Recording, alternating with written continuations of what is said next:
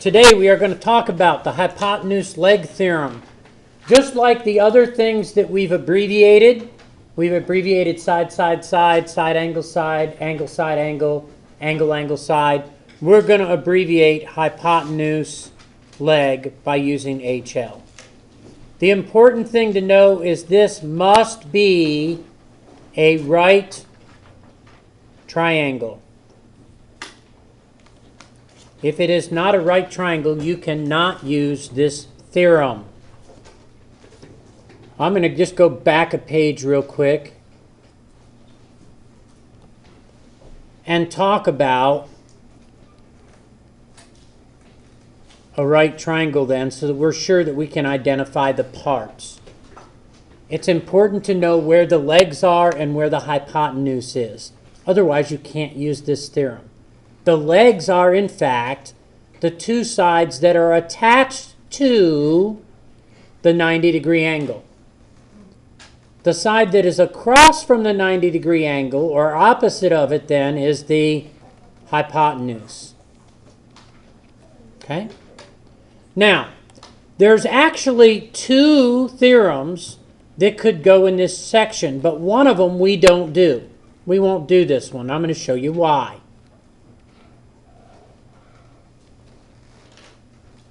I'm going to draw two right triangles.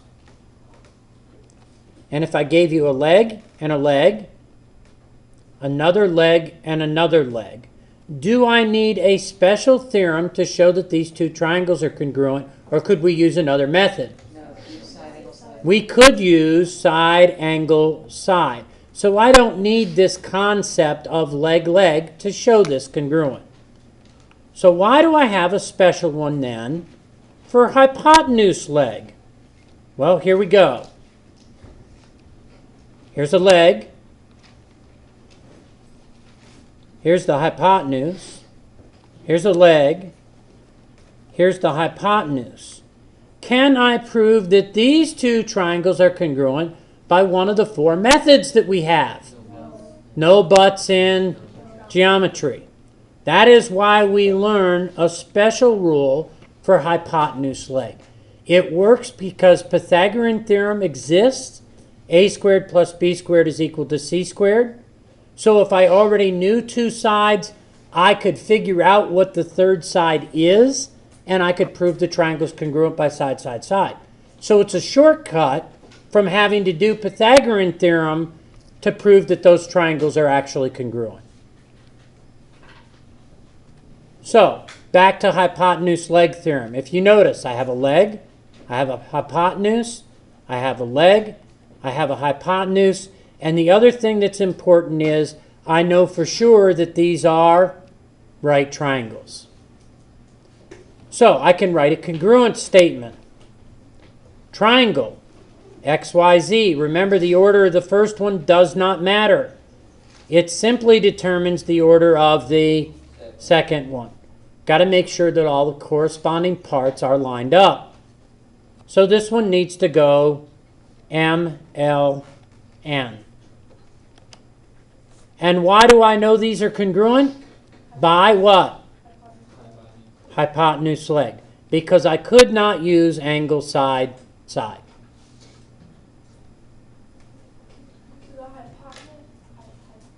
Hypotenuse theorem is what the angle, side, side. And it only works in what? Right. Right triangles. It will not work in another triangle. It just simply doesn't exist. That's why there's still no what in geometry. No buts. You can use hypotenuse leg, but you can't use a butt. And that's what I was wondering, if there's equivalent in determination of We good? Here we go. Little proof. The first two pieces that are up here in the statements are what? Given. If there's given information, make sure that it's marked in the picture. And they took the time to mark each of the pieces. PS is congruent to PT. PRS is congruent to PRT. The next statement says PRS is congruent to PRT and they're right angles. How do I know that they're right angles? The axiom that says all right angles. No. But a good effort. Why do I know that these two angles that they marked as being congruent are in fact right angles? And are they congruent? No? Hypotenuse-leg. No? Linear. It has something to do with that, by the way, so very good. Or bisects. Two congruent angles that form a what?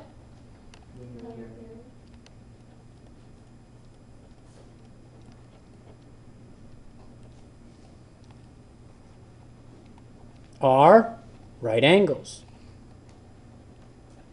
Well, doesn't it make sense if the two of them have to add up to 180 degrees and both of them in fact are the same, that you're taking that 180 and dividing it by 2, so each one is 90?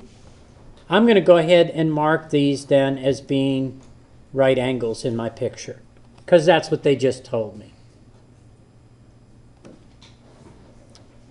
The next statement looks almost the same. It's a little different. Here they talked about angles, but down here they talked about the triangles. Remember, in order to use hypotenuse-leg, you have to state that the triangles are right triangles. You have to.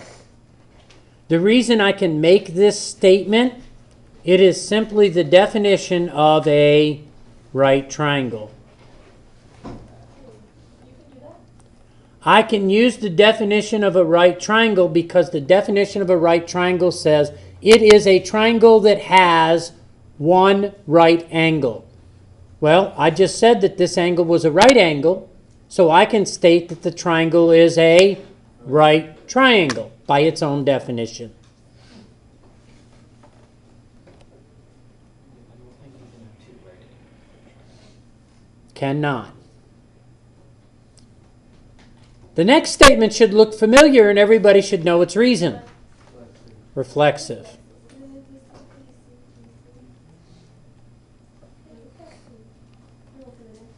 No, what is the next one? Well, let's take a look. There's a hypotenuse. There's a leg. There's a hypotenuse. So this is what? HL.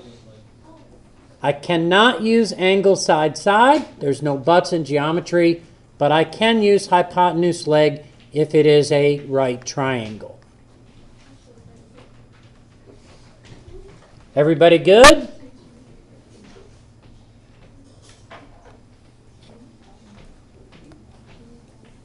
Okay. Example 2 and 3 are the types of problems that really separated those students that made an A and a B on the last little quiz. Here they're asking for what additional information is needed to use hypotenuse-leg theorem. So there'd be 3 things that we'd need to know. We'd need to know that it had a right angle. We'd need to know that a pair of legs and a pair of hypotenuses were congruent. Let's take a look at example 2. What do we have? We have a right triangle. We have a leg. So what's missing?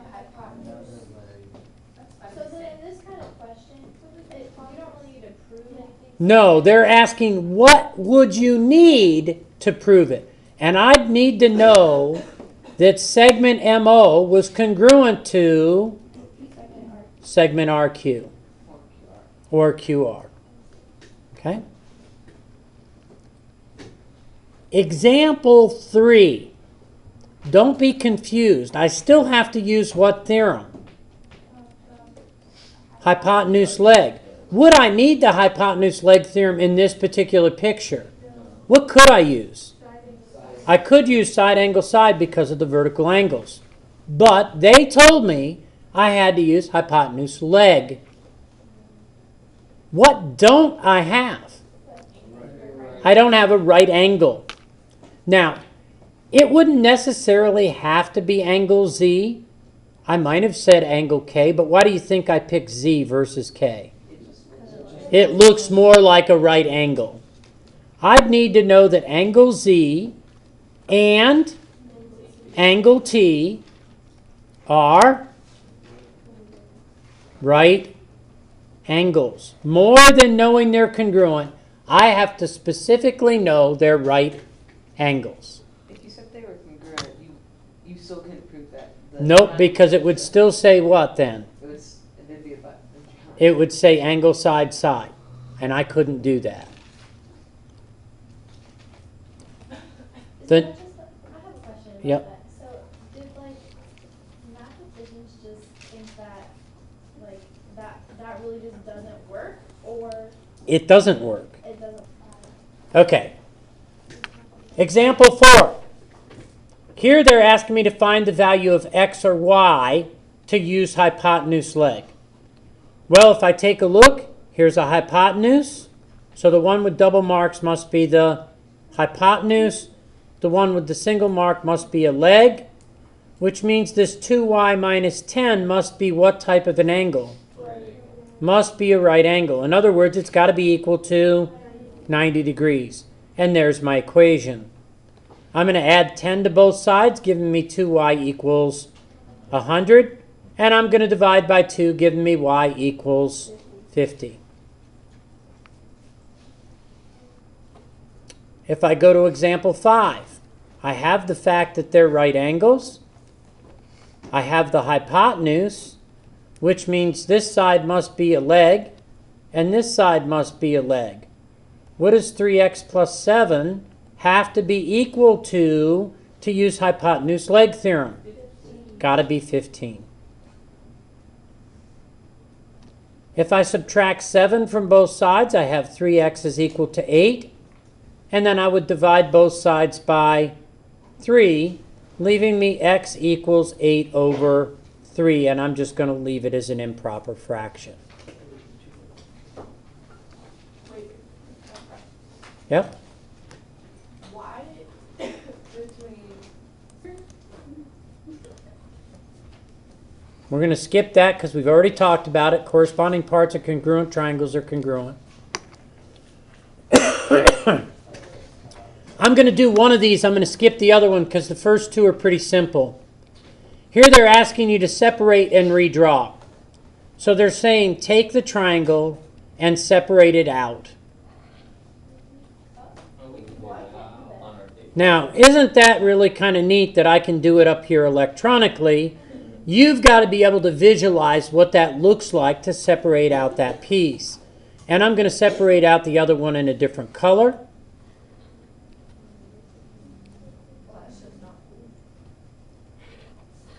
The only thing is that one's still kind of grouped together. Oh, Ben. But, I just realized that.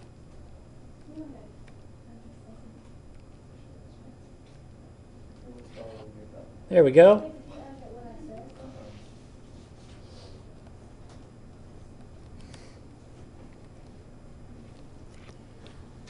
They asked me to redraw them separate, the overlapping pieces, and then state what they had in common.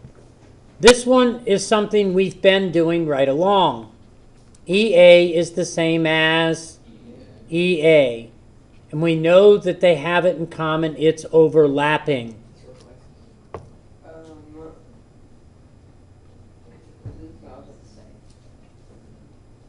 Is everybody okay? This is the same thing. I'm not going to take the time to redraw it. What are they going to have in common? ZV is going to be the piece that's in common. But learning to separate out the pieces you're going to see in a minute is important because it's not always so clear. Everybody okay with this slide? So, in this particular problem, I'm only going to separate out two triangles. There's actually quite a few triangles in this picture. I'm going to separate out these two. I'm going to separate out ABC. And I'm going to separate out the other one that kind of looks like it, DBC.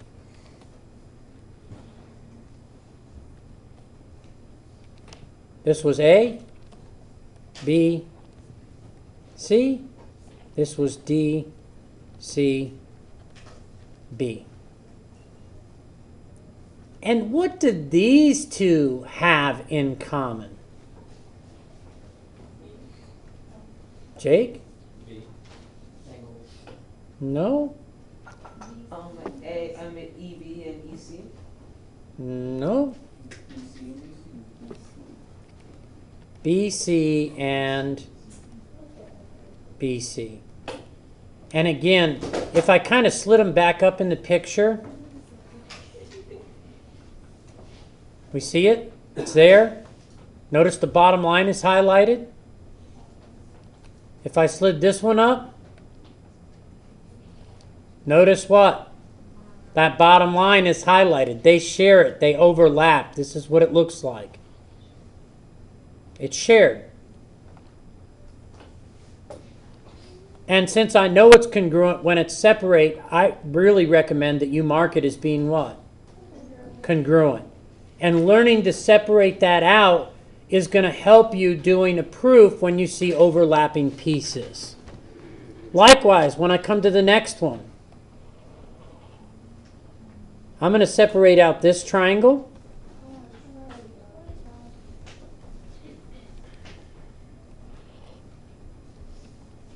I'm going to label it W, X, Z. And I'm going to separate out the other triangle that's kind of rotated but looks about the same.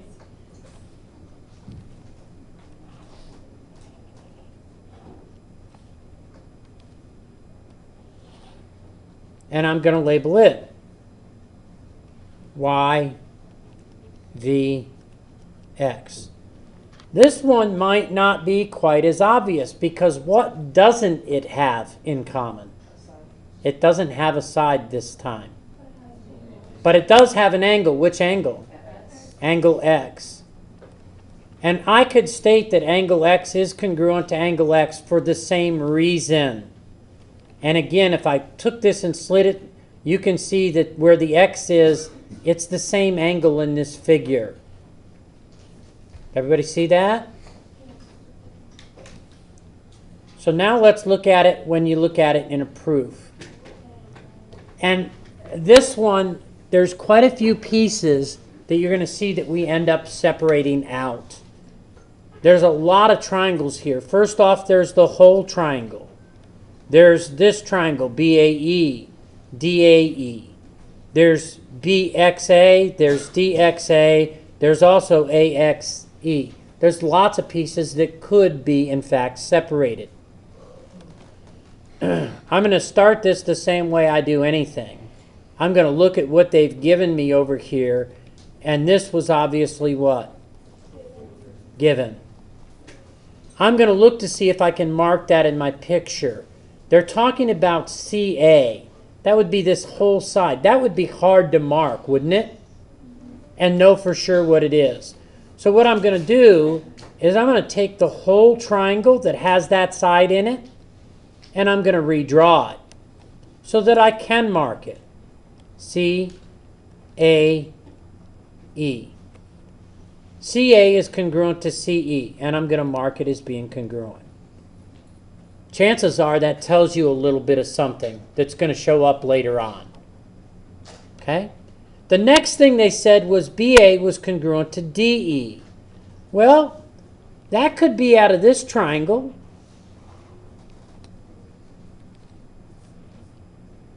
Quit. And this triangle.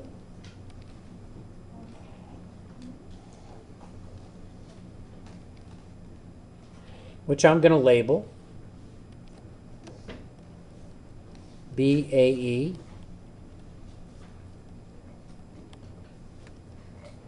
DEA.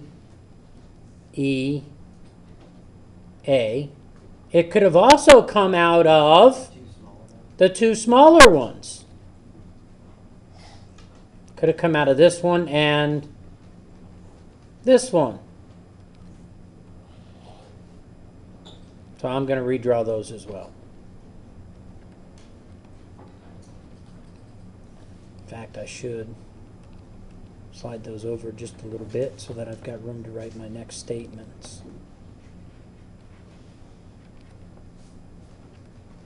This is B, A, X, D, E.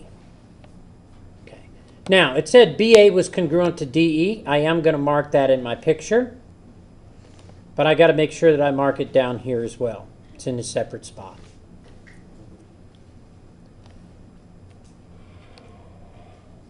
Angle CAE. CAE. That's out of this whole big triangle or out of this smaller one. CAE. CAE. CEA. CEA. Why do I know that these two angles are congruent? The base and It's the isosceles. isosceles triangle theorem.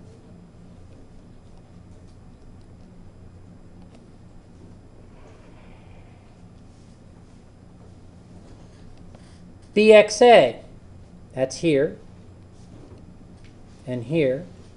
Well, that's out of these two triangles. I'm going to mark those as being congruent. Why do I know those are congruent?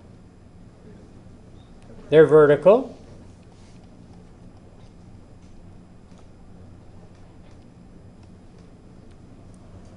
Here's one I'm really familiar with by now. AE is congruent to AE.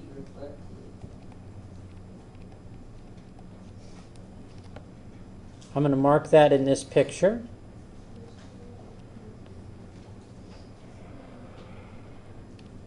Now it says that these two triangles are congruent. Somebody said it.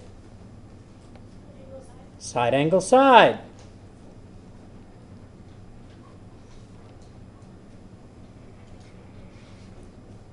If they stated two triangles are congruent and then they go to a part of a triangle, what do you think this reason is going to be?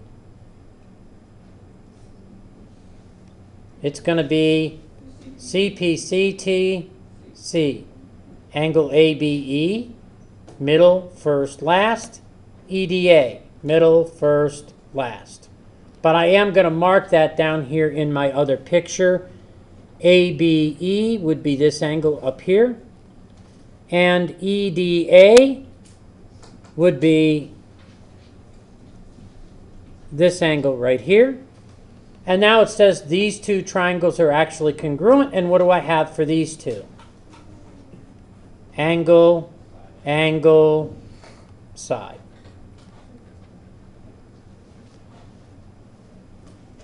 If you do not learn to separate out the pieces of a triangle, you will get completely lost on this style proof.